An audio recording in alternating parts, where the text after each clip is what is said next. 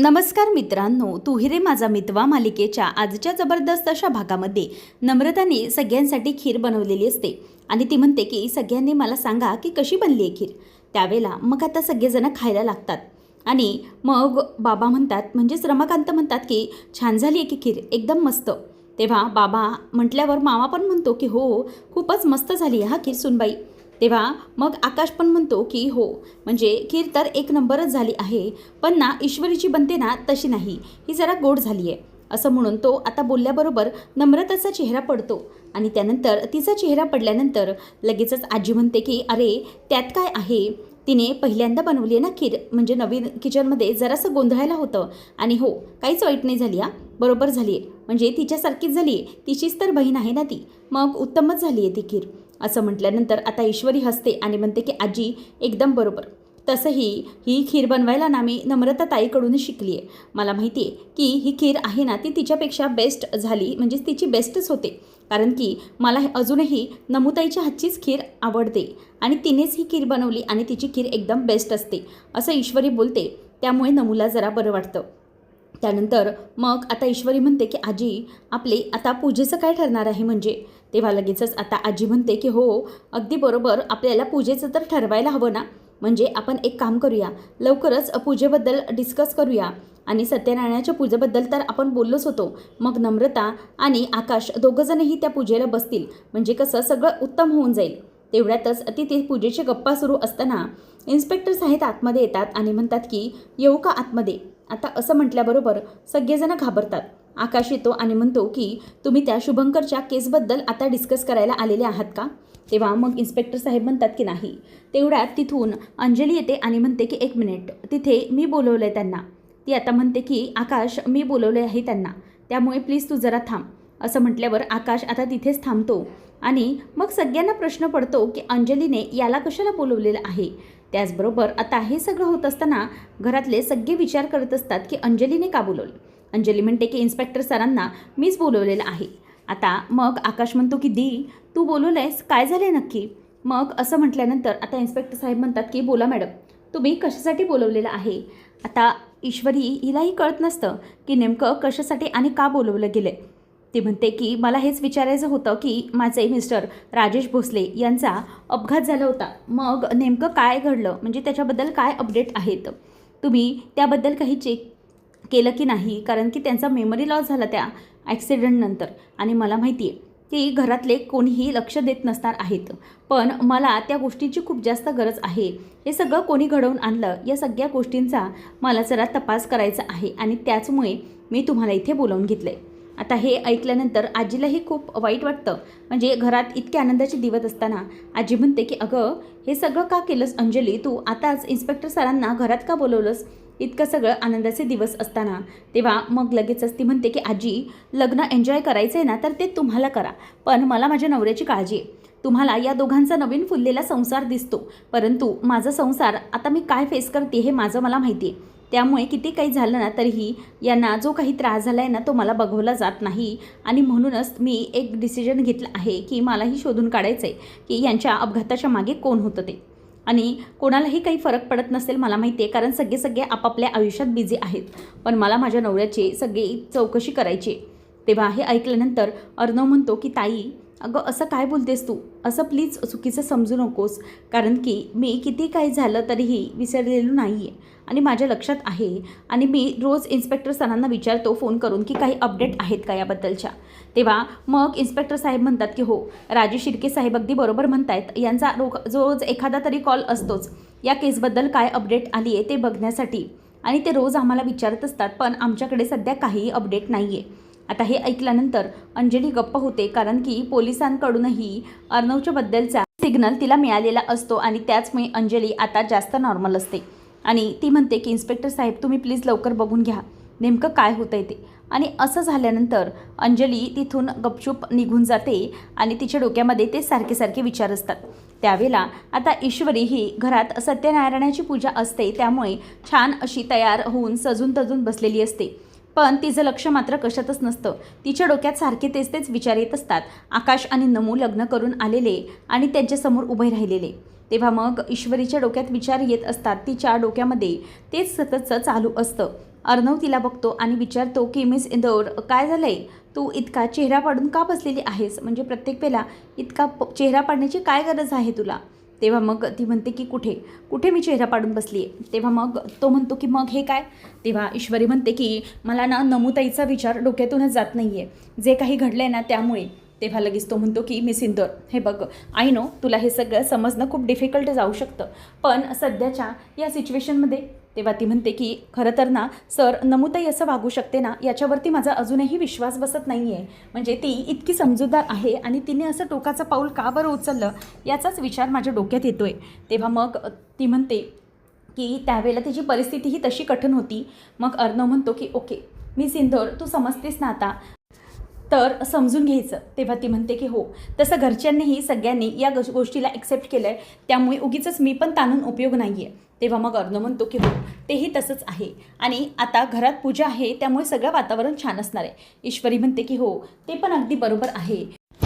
अर्णव म्हणतो की मिस इंदौर, तू आज इतकी छान तयार झाली आहेस. ईश्वरी म्हणते की हो, घरात आज चांगलं वातावरण आहे ना म्हणून. आणि बघा, मी पण इथे छानपैकी परफ्यूम मारलेला आहे, हे घ्या तुम्हाला हा परफ्यूम. तेव्हा मग त्याला शिंक यायला सुरुवात होते आणि ईश्वरी म्हणते की सर काय तुम्ही पण, हे घ्या तुम्ही पण हा परफ्यूम मारा. तेव्हा मग अर्णव म्हणतो की ईश्वरी, हा परफ्यूम तू मारलाचच कसा मला? तेव्हा ईश्वरी म्हणते की सर काय नाही, हा परफ्यूम आहे.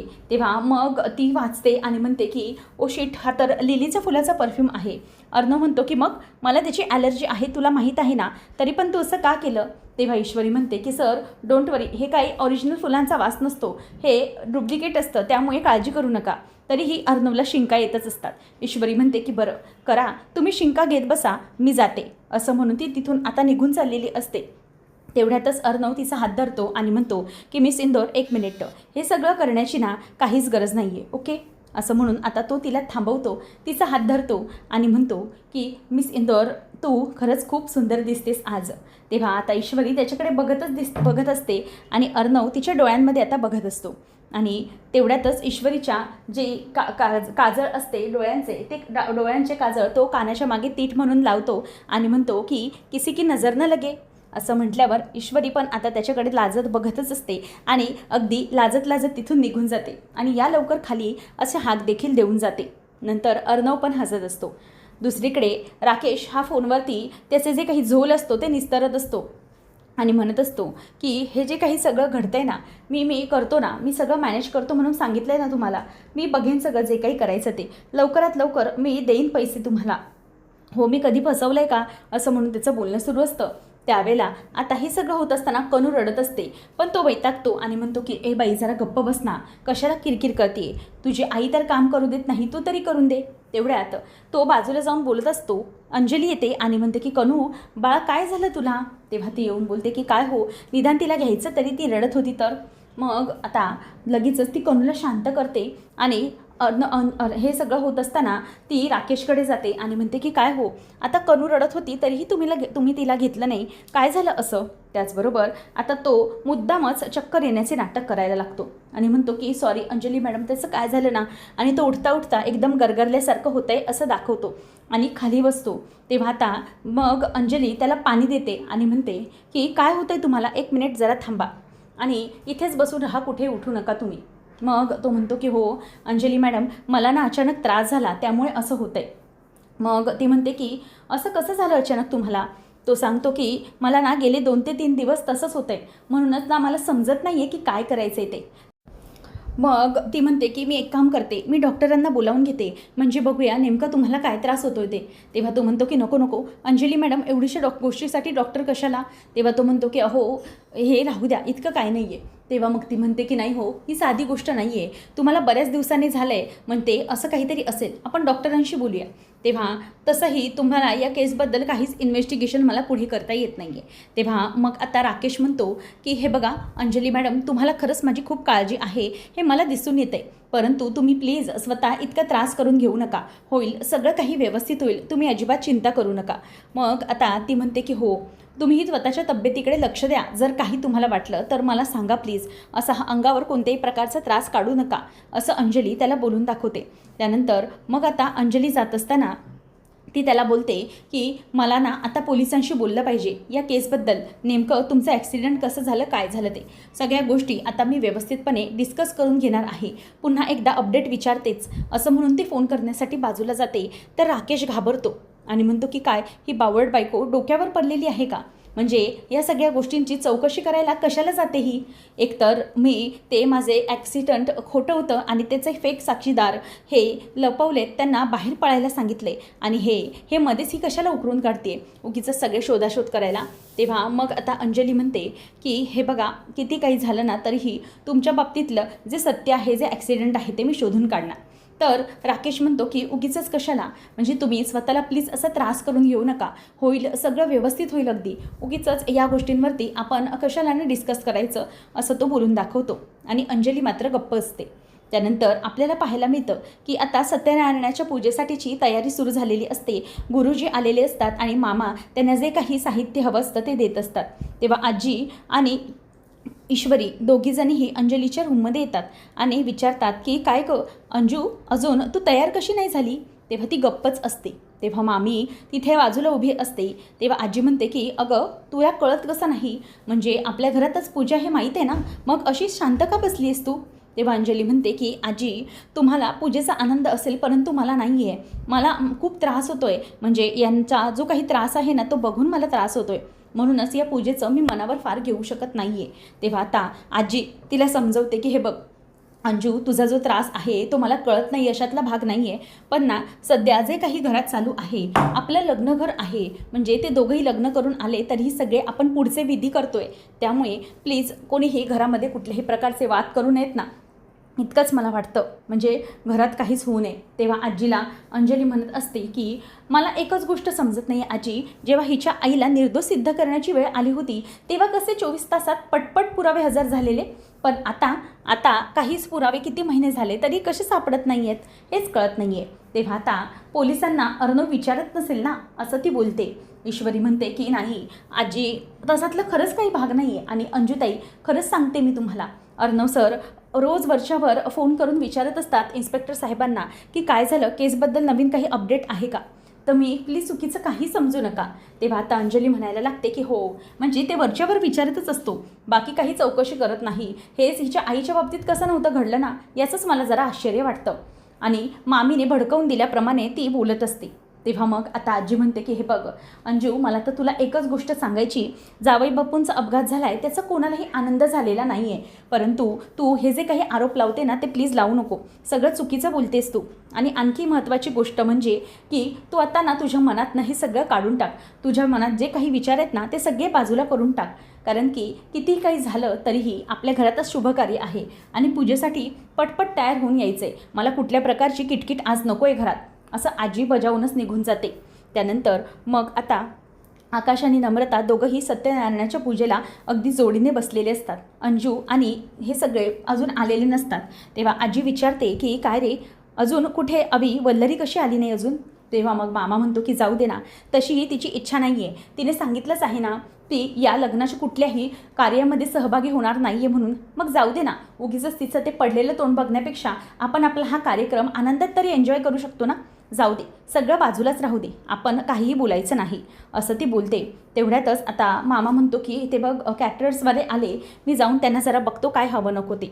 मामा बाहेर जातो आणि राकेश इथे अजूनही आलेला नसतो, अंजली अजूनही आलेली नसते, सगळे तसेच आतमध्ये असतात. गुरुजींचं सगळं काही सुरू असतं. मामा मात्र त्यावेळेला बाहेर निघून जातो आणि ईश्वरी आणि अर्णव दोघंही अगदी आनंदाने त्या दोघांना बघत असतात, कारण त्यांच्या दोघांच्या चेहऱ्यावरचा आनंद हा अगदी न सामावणारा असतो. तेवढ्यात मग त्यांची पूजा होते. मग गुरुजी म्हणतात की तुम्ही दोघंही पूजेला नमस्कार करून घ्या आणि घरातल्या थोरा मोठ्यांचे देखील आशीर्वाद घ्या. तेव्हा नम्रता आणि आकाश उठतात आणि आजीचा आणि रमाकांतचा नमस्कार करतात. त्यानंतर मामा येऊन उभा राहतो आणि म्हणतो की चला आता मला नमस्कार करा. मग मामालाही नमस्कार केल्यानंतर दोघांनाही ते छान आशीर्वाद देतात आणि खूप सुखी राहा, दोघं आनंदाने संसार करा असं म्हणतात. त्यानंतर मग आता मामा हे गुरुजींचा नमस्कार करायला येतात आणि गुरुजींना दक्षिणा वगैरे देत असतात. त्यानंतर आपल्याला पाहायला मिळतं की प्रत्येकजण आता पूजेला नमस्कार करण्यासाठी येते आणि गुरुजींना देखील नमस्कार करत असतात. त्यावेळेला ईश्वरी आता अर्णवला खुणावते की चला आपण पण नमस्कार करूया. मग अर्णव पण आता नमस्कार करण्यासाठी म्हणून येतो. त्यानंतर आपल्याला पाहायला मिळतं की ईश्वरी अर्णवला सांगत असते त्याप्रमाणे तो करत असतो, कारण की तिच्या हाताला लागलेलं असतं आणि त्याचमुळे अर्णव आता नमस्कार करायला म्हणून येत असतो. आणि हे सगळं होत असताना आता सगळ्या गोष्टी ईश्वरी अगदी आनंदामध्ये अर्णवकडे बघत असते. आता ईश्वरी अर्णवला खुणावते की हळदी कुंकू घ्या आणि ते पूजेला घ्या आणि नंतर मग ती अर्णवला स्वतःला आणि ईश्वरीला लावायला सांगते. त्याचप्रमाणे अर्णव ते लावतो आणि ईश्वरी ही नमस्कार करत असते आणि म्हणते की हे घ्या, नमस्कार करा. आणि मग अर्णव आणि ईश्वरी दोघंही पूजेला अगदी मनोभावे नमस्कार करतात. नंतर आता नम्रता ही सगळ्यांसाठी चहा घेऊन आलेली असते. तेवढ्यातच जे 2 साक्षीदार असतात ॲक्सिडेंटचे, ते खोटे 2 साक्षीदार राकेशचे तिकडे आलेले असतात त्याच ठिकाणी कॅटरिंगचं काम घेऊन.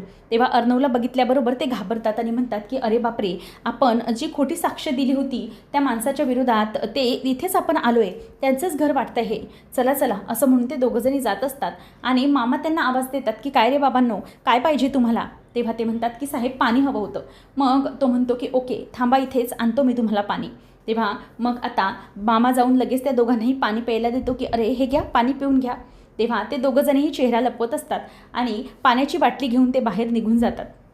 तेवढ्यातच आता ईश्वरीचं लक्ष पटकन मागे जातं आणि मागे गेल्यानंतर तिला तो जो साक्षीदार असतो तो दिसल्यासारखा होतो. नंतर तिला नम्रता म्हणते की ईशू अगं कुठे लक्ष तुझं, चहा पी. तेव्हा मग सगळ्यांचं चहा वगैरे पिऊन झालेला असतो आणि आता सत्यनारायणाच्या पूजेनंतर यांचा जोडीचा दुसरा कार्यक्रम असतो. ते म्हणजे की आता नाव घ्यायचं आहे. तेव्हा मग हे ऐकल्यावर आकाश म्हणतो की डॅड काय चाललं आहे तुमचं, आता नाव कशासाठी, आम्ही लग्न म्हणजे आतमध्ये येताना तर नाव घेतलं होतं ना. तेव्हा मग आजी म्हणते की ते तेव्हा घेतलं होतं, आता दुसरा विधी आहे त्यामुळे त्याच्यासाठी दुसरं नाव, असं म्हटल्यावर ते आता हसायला लागतात. त्याचबरोबर मग आता पुढे आजी म्हणते की चला आता तुमच्या दोघांचाही जिलबी तोडण्याचा कार्यक्रम आहे, म्हणजे नाव वगैरे जर तुला ठेवायचं असेल दुसरं तर, आणि जिलबी तोडण्याचा. त्याचबरोबर लगेच आकाश म्हणतो की नाही, मला तरी तिचं नाव बदलायचे नाही, मला नम्रताच ठेवायचं आहे. मग आजी म्हणते की बरं झालं, हरकत नाही, मग तुम्ही तेच नाव पुन्हा ठेवायचं ना, तांदळात लिहायचं आहे आणि जिलबी तोडायचा कार्यक्रम करायचा आहे. त्यावेळेला आता ईश्वरीच्या गालात ईश्वरी हसत असते आणि तिला अर्णव तिचं नाव लिहित आहे तांदळामध्ये असं आता भासत असतं. तेव्हा मग अर्णव तिला विचारतो की काय नाही ठेवलं आहे. तेव्हा ईश्वरी पटकन बोलून जाते की मिस इंदोर. आणि ईश्वरी आणि अर्णव दोघंजणही गालातल्या गालातच हसतात, कारण की ईश्वरी त्या जागी स्वतः दोघांना इमॅजिन करत असते आणि अर्णव पण त्यावेळेला हसायला लागतो. अंजली आणि मामी तिथे आलेले असतात, परंतु त्या दोघींचाही त्या कार्यक्रमात काडीचाही इंटरेस्ट नसतो, दोघेही तसेच असतात. तेव्हा मग नम्रता आता उभी असते आणि म्हणते की काय आता. आणि त्यावेळेला आकाश आता नाव घेतो आणि म्हणतो की इंग्रजीमध्ये चंद्राला म्हणतात मून, आणि आता पाटलांची झाली नम्रता सून, असं म्हणून आता सगळेजण टाळ्या वाजवायला लागतात. आणि राकेश मुद्दामच फोनवर बोलण्याचं नाटक करत करत बाहेर जात असतो आणि तो फोनवर बोलायला बाहेर येतो. तेवढ्यातच त्याचं लक्ष जातं त्या कॅटरर्सवाल्याकडे आणि जिथे मामा बोलत असतात. तेव्हा मग राकेश जाऊन पुढे म्हणतो की हे कॅटरर्सवाले इथे काय करतायत, म्हणजे मला एक गोष्ट समजत नाही आहे की हे इथे यांचं काय काम चालू आहे. त्याच वेळेला मग ते काम करत असताना त्यांना काहीही समजत नसतं. तेव्हा अंजली येते आणि म्हणते की काय हो, जरा आतमध्ये येता का प्लीज, म्हणजे ना मला वाटतं की आजी मला त्या नम्रताची ओटी भरायला सांगणार आहे आणि कनूकडे कोणी नाही आहे, त्यामुळे प्लीज तुम्ही जरा चला. तेव्हा राकेश म्हणतो की बरं तुम्ही जरा व्हा पुढे, मी येतो लगेच, एकाच मिनिटात एक महत्त्वाचा कॉल संपवतो आणि येतो.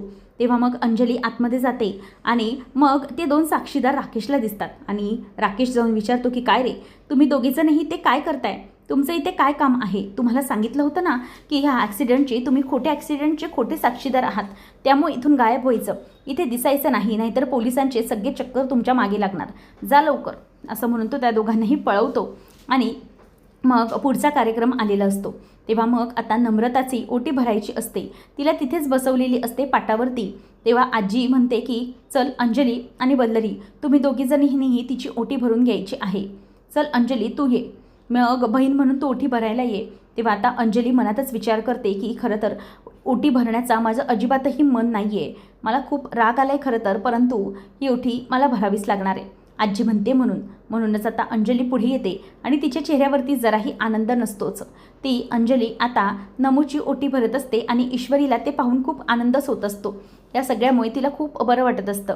तर इथे अंजली अगदी तोंडात मारल्यासारखे तोंड बारीक करून ओटी भरत असते आणि नम्रता ते सगळं नोटीस करत असते.